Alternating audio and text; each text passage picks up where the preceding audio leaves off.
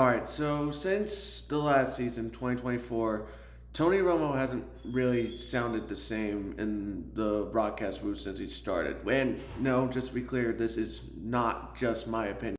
And matter of fact, I can tell you exactly when I started noticing. It was week 7 last year. Well, 2 years ago because it was the 2024 season, but whatever. It was a game between Houston and Green Bay.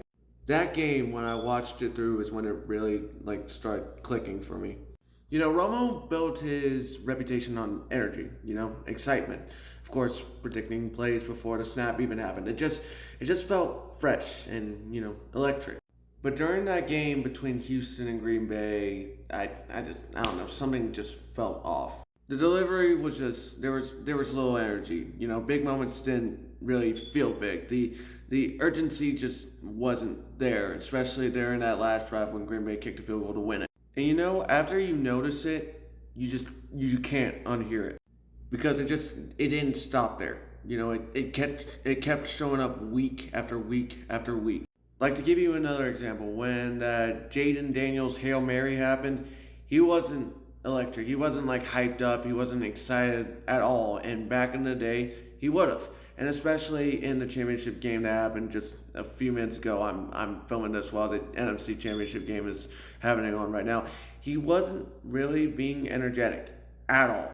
And I began to realize that I'm not the only one alone in this opinion. This whole Tony Romo discussion has been all over social media, especially Twitter and maybe on Reddit and maybe even some comment sections during games.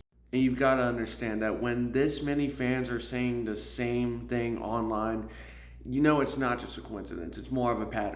Now, I just want this to be clear. This is not a Jim Nantz problem. Jim is probably one of, if not my favorite announcer in the NFL these days, along with Kevin Burkhardt, who's calling the NFC title game right now, and was Greg Olson's former broadcast partner before, Tom Brady came along. Now, just to be clear, Jim Nantz is still elite. He literally is the voice of CBS Sports. His timing is perfect, and he just knows when to let the moments breathe. And that's why the analyst next to him matters so much, because the wrong fit throws off the rhythm. Now let's take a look at Greg Olson. And don't get me wrong, Tom Brady's been better this year. I just think Greg Olson already had he got done a dirty deal, if you understand what I'm saying.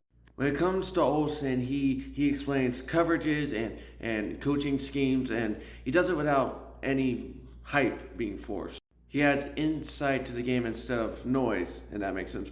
But he's also keeping it lighthearted and fun. And here's the thing, Greg has said he wants to call big games like the Super Bowl again, and with CBS having the Super Bowl in 2027, it kind of makes sense to add him to the team now.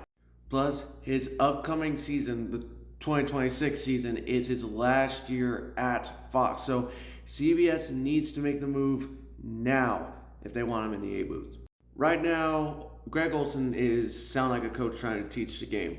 Romo is just, compared to what he used to be, he's just sound like someone that's rediscovering what used to work.